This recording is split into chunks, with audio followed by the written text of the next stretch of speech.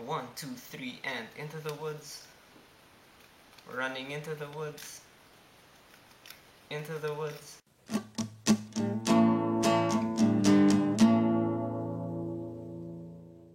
Into the Woods is directed by Rob Marshall, written by James Lapine.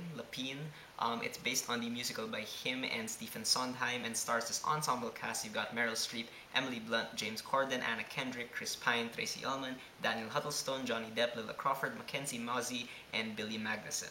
And Into the Woods starts off being about this baker played by James Corden and his wife played by Emily Blunt, who really want a child, but they were cursed by this witch played by Meryl Streep, who offers to lift the curse if they go into the woods and retrieve these four objects for her. And when they go into the woods, they bump into all these different characters from different fairy tales, and mayhem ensues. And you know what? I did enjoy myself watching Into the Woods. I think the music is great all throughout the movie. I think all the acting is great across the board. It's just that it really does take a major step down during its second half. Now, visually speaking, I do think that Into the Woods looks very, very good. There's a really good sense of place, even that's evoked even just with the setting of the woods. You might expect these woods to be really kind of generic feeling, but they really add to the sense of confusion throughout the movie. But the trade-off here is that you kind of lose each fairy tale's uniqueness because you kind of have to make everyone feel like they're living in the same kingdom.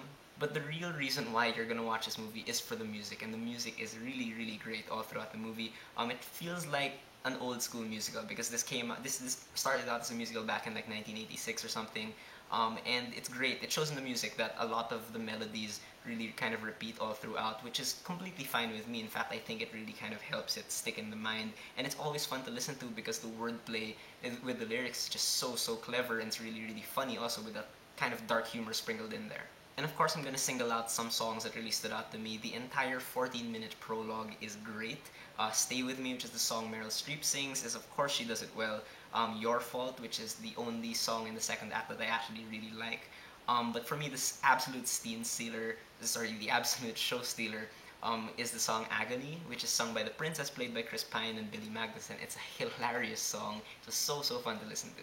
And in terms of acting, of course, it's great across the board. You've got a great cast. Meryl Streep is always very good. The great thing about her is that she manages to slip into each character really effortlessly. Emily Blunt manages to turn her archetypal character into someone who's really believable in her bewilderment. And James Corden, I think, really fits his role very well in that he turns out to be very strong-willed, despite his outward appearance. And I think everyone else in the cast also did a very good job. Special shout out to Daniel Huddlestone and Lilla Crawford, who played Jack and Red Riding Hood respectively, because even if they're amid these A-listers, they really held their ground vocally. Johnny Depp is in the movie for like literally 2 minutes, then he disappears, so I really can't say anything about him. But for me, again, the show stealer for me was Chris Pine, because he plays the prince, Cinderella's prince, in such an exaggerated fashion that I thought it was just so funny. It was really kind of hit the heart of what this movie is all about. Now, I'm not sure if I can really talk about the screenplay that much because this is a sung-through musical. This is literally, well, almost literally 100% singing. But I can say that all the wordplay is very clever, like I said. The humor is there, it's really intact. But this isn't the kind of movie with like really round and well-defined characters. Don't go into this thinking everyone's gonna be extremely fleshed out, because the characters here aren't meant to work that way. They're meant to work on the level of archetypes, doing 180-degree turns as the movie goes on. Overall, it's really the first half of the movie that's really the easiest to recommend because it's extremely enjoyable. The music is really fun. The tone of it is all very fun, and the intentional confusion they have with the plot, with all the objects being passed from one character to the other, I think works very well.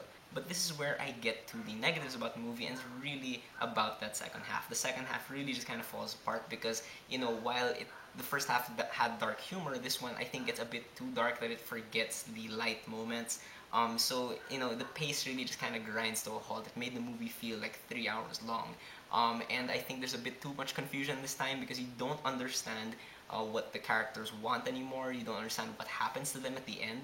And I know that Rob Marshall directed Chicago, which I hear is awesome, but I haven't seen yet.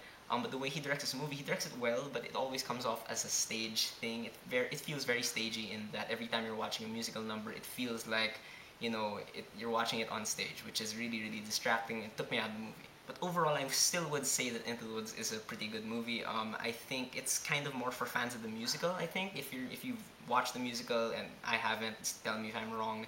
But I still do think it's worth checking out if only for the soundtrack. But yeah, those are my thoughts on Into the Woods. Have you guys seen it? What do you think about it? Did you love it? Did you hate it? Whatever you thought, whether you agree with me or not, please leave me a comment. Let's have a conversation.